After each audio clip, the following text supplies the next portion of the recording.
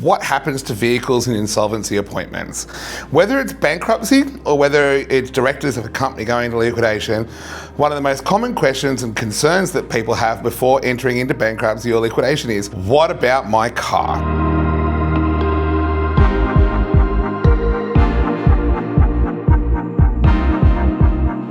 Hi everyone, Liam Bailey here from O'Brien Palmer. So today I wanted to talk about how we deal with vehicles in both personal and corporate insolvency, a few misconceptions that are out there about how that gets dealt with, so that you can have this information and take it into account when planning your potential solutions to insolvency situations. Firstly, let's talk about corporate insolvency.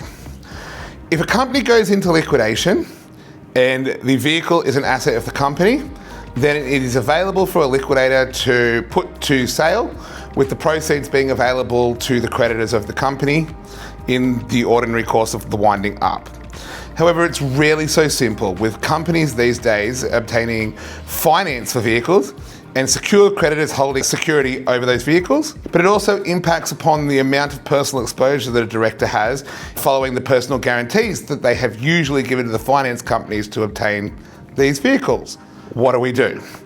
When we're appointed, the first thing that we do is to look at the Personal Property and Securities Register to see which secured creditors are holding security over assets of the company, and in particular, we look at the individual securities that secured creditors might hold over vehicles that have been owned by the company. We also do a search of the Register of Maritime Services and Vehicles in New South Wales or the other government departments for different states to work out what vehicles are registered in the name of the company. In circumstances where there is a vehicle owned by the company, but there is more money owing to the secured creditor in respect of that vehicle, we can do what is called a legal disclaimer of the vehicle.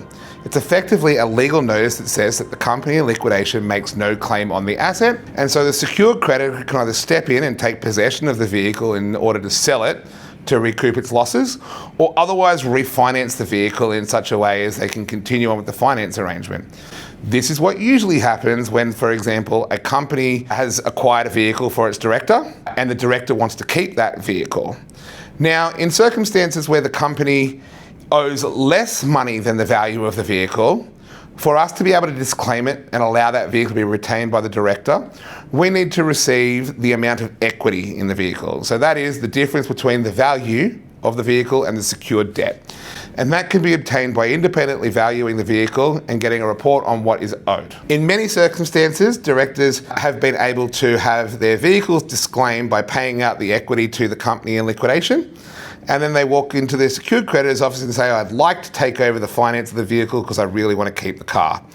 And this is a non-controversial way of dealing with the vehicles that you are holding in circumstances where the company's gone into liquidation. Just because a vehicle is not registered in the name of the company doesn't mean that the company doesn't have the legal and beneficial ownership of that vehicle. In many circumstances, a company has been the corporate vehicle to obtain the finance to acquire the vehicle, but the directors have registered that vehicle in their own name. The fact that the company has paid for the finance and obtained the finance by providing securities over the vehicle means that prima facie the company has a claim on the vehicle. Unless you as a director can show that that vehicle is part of your income by showing that the payments in respect of the vehicle's finance have been accounted for in your personal income tax, the fact that it is not registered in the name of the company does not change the fact that the legally beneficial owner of the vehicle is in fact the company, and we still need to deal with it as if it were a registered asset of the company.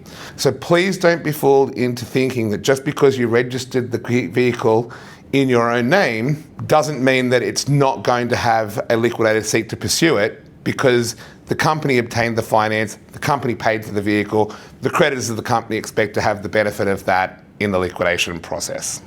When it comes to dealing with these situations in bankruptcy, the situation is quite similar. The only difference is that under the Bankruptcy Act, a person who is made bankrupt has an allowable vehicle allowance. That is that they're entitled to retain a vehicle with a net equity position of roughly about $10,000. The amount of the allowance changes every 6 months.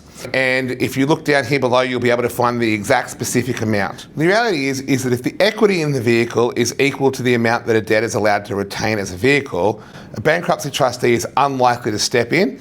And as long as you continue to pay the finance whilst bankrupt, you'll probably be allowed to hold on to your vehicle. In circumstances where there is a significant amount of equity in the vehicle, or the value of the vehicle far exceeds the allowable allowance, you will be required to either surrender the vehicle so it can be sold for the benefit of the creditors of your bankrupt estate, or otherwise to compensate the estate for the amount that it might expect to receive if that vehicle was so realised.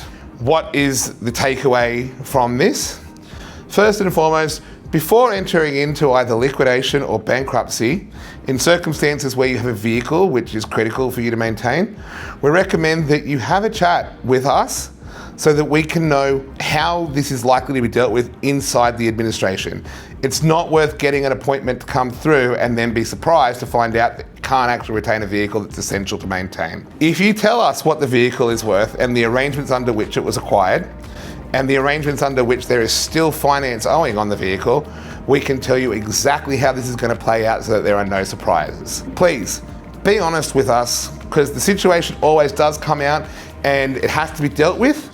But if you're honest with us, there will be no surprises, no unpleasant surprises, and therefore you'll be happy with the outcome. Now, the reason for this video is, first and foremost, it is one of the biggest questions that I'm always asked: what's going to happen to my vehicle? But it is also one of the #1 areas in which we find that people are not honest about the situation because they want to hold on to or feel that they are critical needing to hold on to a vehicle, and then they are upset when the reality of the situation asserts itself. Talk to us honestly and we'll tell you how it will play out so there can be no surprises. This is the first of my videos about what about when it comes to the liquidation or bankruptcy process.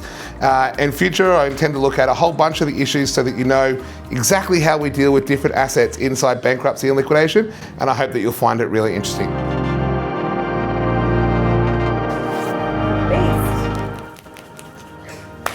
Okay. Woo. Interesting. Thanks for your time. Thank you for your time. Wow. Yeah, we'll knock that one out of the park.